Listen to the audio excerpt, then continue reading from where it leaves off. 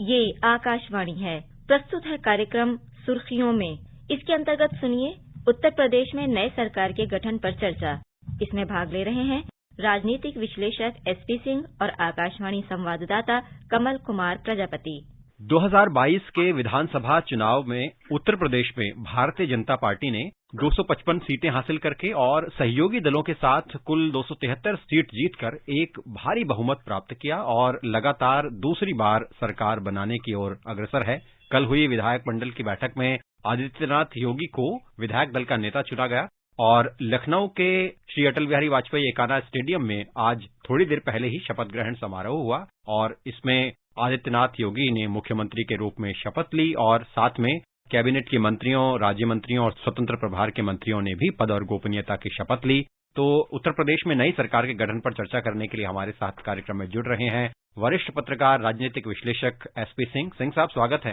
धन्यवाद। भारतीय जनता पार्टी ने जो प्रदर्शन किया है और वहां अपने मुख्यमंत्री योगी आदित्यनाथ के रूप में जिस तरह का एक छत्रप का उद्भव हुआ है, एक बड़े नेता का प्रादुर्भाव हुआ है और उत्तर प्रदेश में भारतीय जनता पार्टी एक बड़ी ताकत के रूप में उभरी है। पहली बार पिछले 35 सालों के बाद उत्तर प्रदेश में कोई सरकार रिपीट की है, यानी दोबारा सत्ता संभाली है और वह भी एक ही मुख्यमंत्री जो 5 साल मुख्यमंत्री रह चुका है और फिर दोबारा मुख्यमंत्री के रूप में आया हुआ है।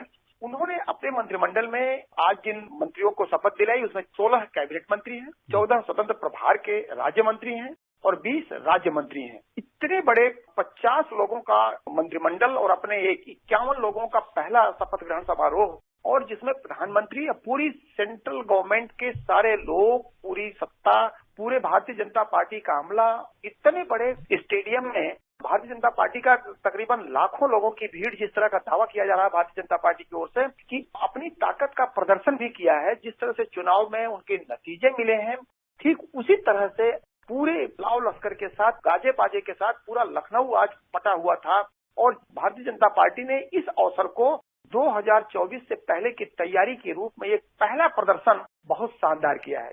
सिंह साहब, उत्तर प्रदेश जैसे बड़े राज्य में जब सरकार का गठन होता है और जैसा कि आपने मंत्रियों की चर्चा की, तो जब मंत्रियों का चुनाव किया जाता है तो उसमें कई कारण होते हैं। वो क्षेत्रीय संतुलन हो सकता है और कई समीकरण हो सकते हैं, वरिष्ठता का भी ध्यान रखा जाता है। तो इस बार जो मंत्रिमंडल का स्वरूप है, इस दृष्टि से आप कैसे देखते हैं, किन बातों का ध्यान रखते हुए इस बार मंत्रिमंडल का गठन किया गया है? देखिए, उत्तर प्रदेश की सरकार के गठन में भारतीय जनता पार्टी ने पूरे संतुलन का पूरा कायम रखा है और 2024 में किस तरह से हमें तैयारी करनी है उसका भी ध्यान रखा है। इस बार आप ध्यान से देखेंगे तो जो युवा नेता जो चुन के उनके विधायक आए हैं उनको ज्यादा से ज्यादा मौका मिला है, पहला। दूसरा कि कुछ अनुभवी नेताओं को भी जगह दी गई है, केवल युवाओं को ही नहीं भरा गया है, बल्कि जो इनके पहले के पुराने नेता हैं, जिनके अनुभव है सरकार चलाने का, सरकार में उनका प्रदर्शन अच्छा रहा है, उनको भी सरकार में सत्ता में रखा गया। इस बार भी सरकार में है वो।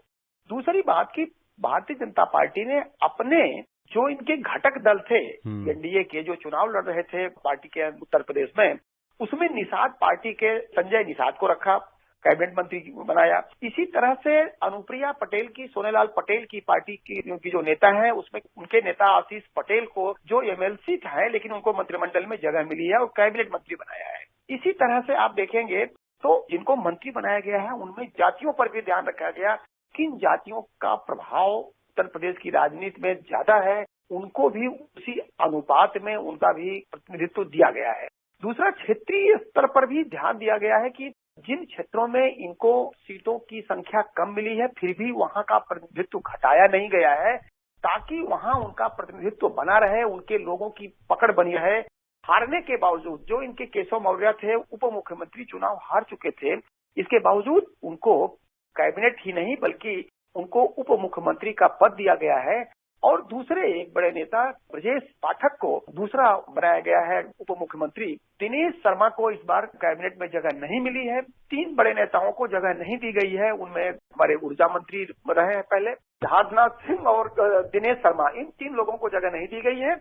लेकिन इन लोगों को कहीं न कहीं पार्टी संगठन में या सरकार चलाने के किसी और बड़े दायित्वों पर रखा जा सकता है, क्योंकि ये वो बड़े नेता हैं जिन्होंने सरकार में बेहतर प्रदर्शन किया है। सरकार की पूरी कोशिश है कि आगे के 2-3 साल की जो सरकार चलाने का 22, 23, 24 के दौरान जो सरकार का जो प्रदर्शन होगा वह 2024 में हम जो संसदीय चुनाव होगा उसके पहले की तैयारी होगी।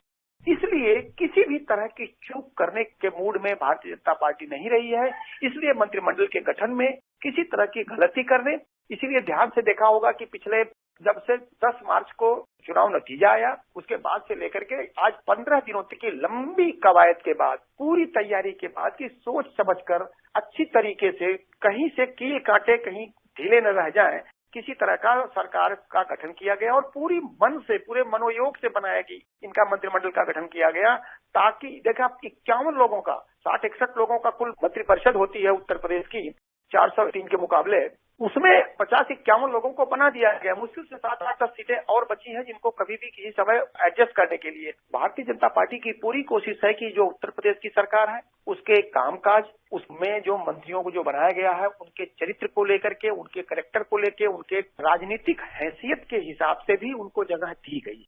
सिंह साहब, पिछले 5 साल में देखें तो भाजपा शासित सरकार ने उत्तर प्रदेश में कई विकास कार्य किए, इंफ्रास्ट्रक्चर के लेवल पे कई कार्य किए और दूसरी ओर सांस्कृतिक और आध्यात्मिक रूप से प्रदेश में भी कई विकास कार्य किए, कई ऐसे स्थानों को डेवलप किया। तो अब आने वाले 5 सालों में सरकार का एजेंडा क्या रहेगा, किस तरह से इन विकास कार्यों को आगे बढ़ाया जाएगा?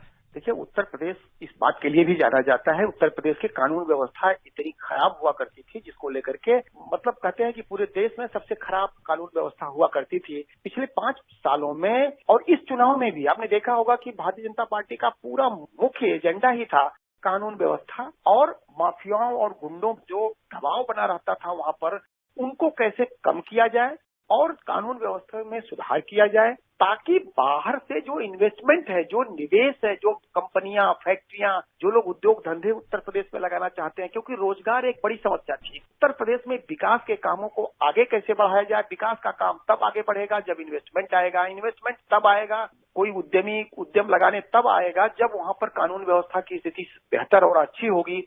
तो उत्तर प्रदेश सरकार की जो योगी सरकार थी और सेंट्रल की मोदी सरकार, इनका एक ही एजेंडा था कि उत्तर प्रदेश की कानून व्यवस्था को बेहतर बनाया जाए ताकि वहां पर लोग आना शुरू हों। यही वजह थी कि सरकार ने सबसे पहला काम किया कि इन्वेस्टमेंट के तौर पर भारत सरकार और उत्तर प्रदेश सरकार मिलकर सार्वजनिक स्तर पर भारत सरकार के और उत्तर प्रदेश सरकार का इन्वेस्टमेंट शुरू किया ताकि उद्योग धंधे शुरू हों। और ऐसी योजनाएं शुरू की कि जिले जिले में 1 डिस्ट्रिक्ट 1 प्रोडक्ट, उत्तर प्रदेश का यह मॉडल पूरे देश पर आज लागू हो रहा है कि हर जिले का एक अपना एक अलग तरह का कोई ऐसा प्रोडक्ट हो जो वहीं का हो और वहां पूरे देश में जाए और उसे हो सकता है कि उसका एक्सपोर्ट भी हो, ताकि वहां के लोगों को उद्योग धंधा मिले, वहां के लोगों को काम मिले और वहां का माल दूसरे प्रदेशों में और दूसरे देशों में बिक सके। इस पर पूरा जोर रहा। दूसरा जोर था कि खेती को, एग्रीकल्चर को उत्तर प्रदेश में सबसे कहते हैं कि छोटी जोत के किसानों का, छोटे किसानों की संख्या 90% वहां पर छोटे किसान हैं जो बहुत कम पैदावार करते हैं, जिनके पास बहुत छोटी खेती होती है।